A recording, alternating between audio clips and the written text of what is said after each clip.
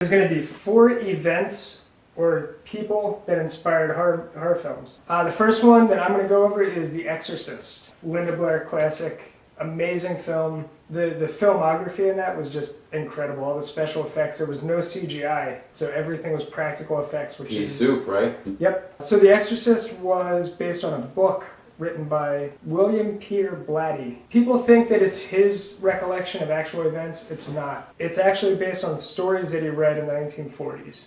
So he read these stories and loosely based the book on them. William read that the name was Roland Doe. The kid's actual name was Robert Mannheim.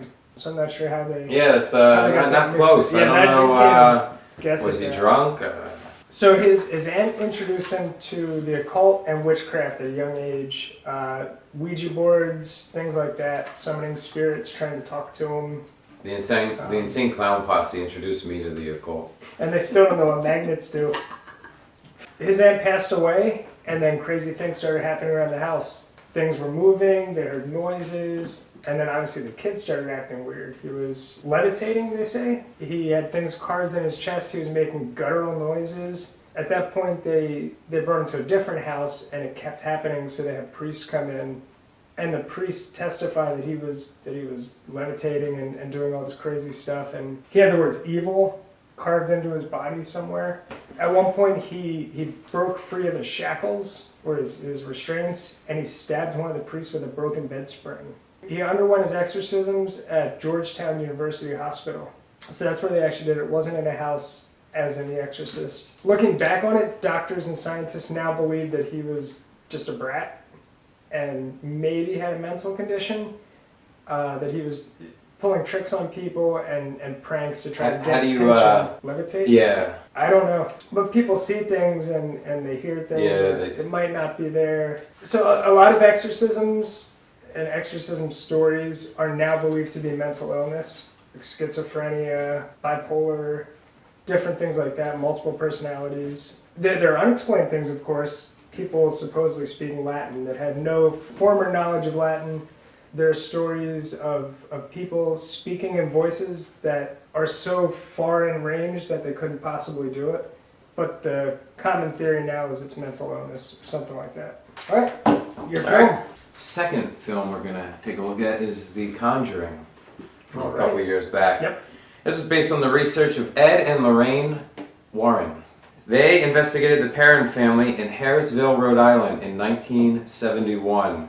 Now they were claimed to be cursed by, get this, Bathsheba Sherman. Now if Bathsheba isn't a witch's name or a cursed name, then I don't know what is, because I've never even heard of a name like that. There was reports of suicides, murders, 2 drownings, 4 people froze to death, and a 11-year-old girl was raped and murdered. Allegedly on this property. Bathsheba was accused of murdering a child she was taking care of by sticking a needle in its head. Wow. Now, the parents were reported to be awoken at night by stinging pains and finding small holes about the size of a needlehead, the same way the child was killed. And rather than move, they stayed because they thought they were meant to experience these horrors.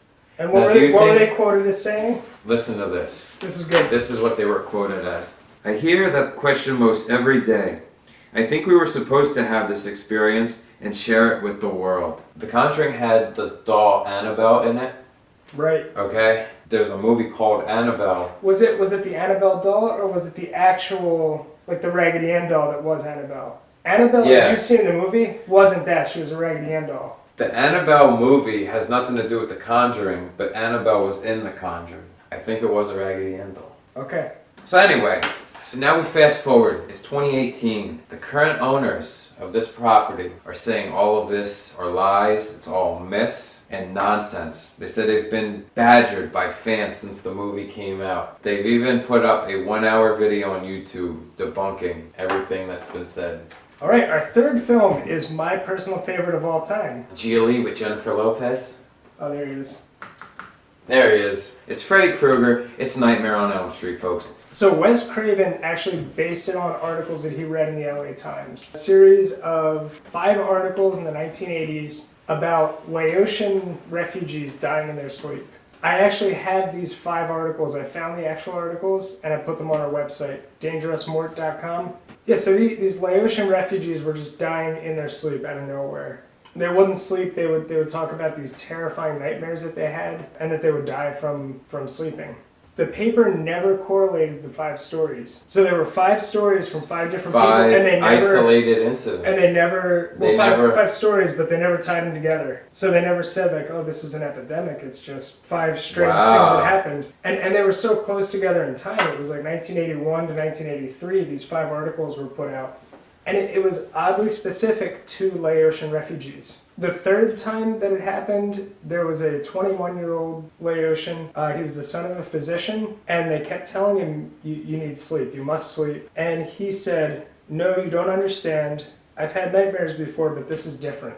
So they started giving him sleeping pills, and they assumed that he was taking them. After 6 or 7 days of not sleeping, he finally passed out watching TV, just fell asleep. His parents were happy, they were thrilled, they were relieved. They carried him up to bed. The middle of the night, they were woken up to screaming and crashing, and they went into his room and found him dead. Under his pillow were all the sleeping pills that they thought he was taking. So he was just stashing them and not taking them. And in his closet, they found a Mr. Coffee machine with hot coffee in it. So he was constantly drinking coffee to stay awake. He was that terrified of falling asleep. Yep. The strange thing was, they did an autopsy, and the cause of death was not determined. It was not a heart attack, and he was a 21-year-old healthy guy that just died. Obviously, Wes Craven put a different spin on it, putting a creature to the killings. And then as the series went on, he developed the backstory for Freddy and everything else. All right, what you got? Holy shit. Our 4th and final film. Well, let me tell you what, it's going to be our 4th, 5th, and 6th final films, because this one is so notorious. It was the inspiration for 3 separate films. All right, what do you got? Let me tell you the films, and let me see if you can guess who it is. Psycho, Silence of the Lambs, and the Texas Chainsaw Massacre. All right, I actually do know this one. You do know. So, the 3 films and countless other horror tropes. Like, there are a lot of things. This happens. Basically, the slasher film. The man is Ed Gein. The Butcher of Plainfield. Gein, that's right, he is. Yeah. This guy was so disgusting, so dastardly. He made soup bowls out of the skulls of the bodies. You knew that? Yeah.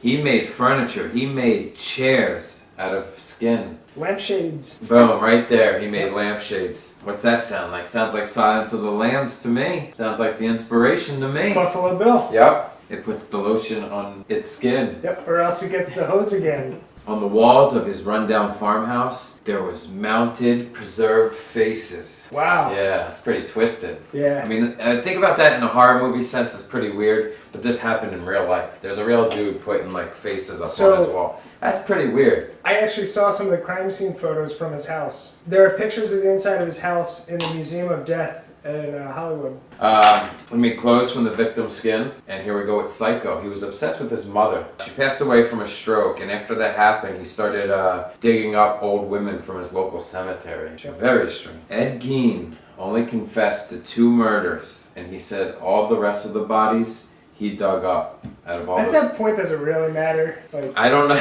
does it or doesn't it? Maybe it does, because listen, he wasn't arrested, he wasn't put to death, he was put in a mental institute in the Central State Hospital in Wisconsin until he died from cancer in the awesome year of 1984.